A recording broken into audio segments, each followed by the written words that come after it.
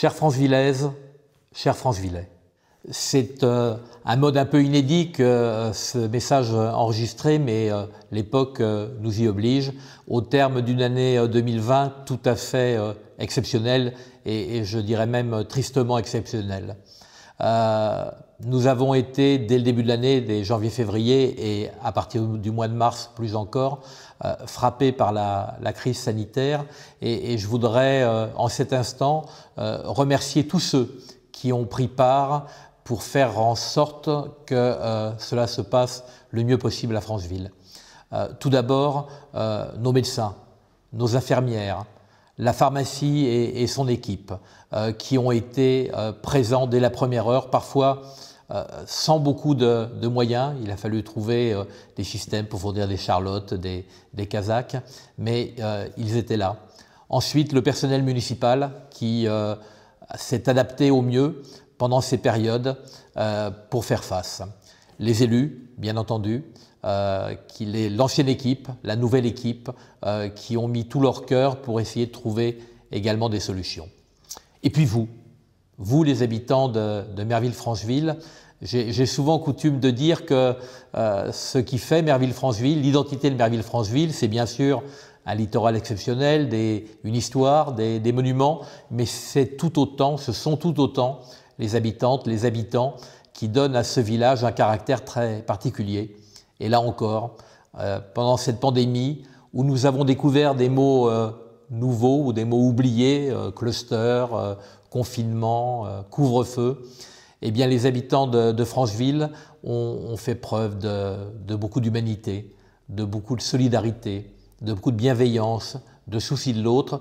Et je crois que c'est pour cela que nous avons traversé cette crise avec le moins de dégâts possible et en ayant le plus de soucis d'autrui et du voisin. Et c'est ainsi que nous arrivons au terme de cette année 2020, pendant laquelle, bien entendu, un certain nombre de réalisations ont été faites. Tout ne s'est pas arrêté, même si nous avons perdu, bien entendu, Cidre Dragon, et je forme des vœux dès à présent pour qu'en 2021, ça soit une très grande fête, même si nous avons perdu tout ce qui fait un peu la joie d'être ensemble, l'esprit de village, les fêtes de nos associations, les bals, les parties de belote, tout cela, nous avons quand même réussi à traverser cette année et à atteindre les rivages de 2021 sans encombre.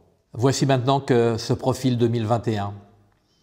C'est très compliqué aujourd'hui de pouvoir former des vœux alors que tant d'incertitudes demeurent. Mes premiers vœux pour chacune et chacun d'entre vous, ce sont bien entendu des vœux de santé, parce qu'on voit bien aujourd'hui, on mesure que lorsqu'on dit bonne santé, cela a vraiment du sens et toute la différence qu'il y a entre le fait d'être vaillant et actif et de se retrouver soudainement alité ou pire à l'hôpital. Donc d'abord, bonne santé à chacun d'entre vous.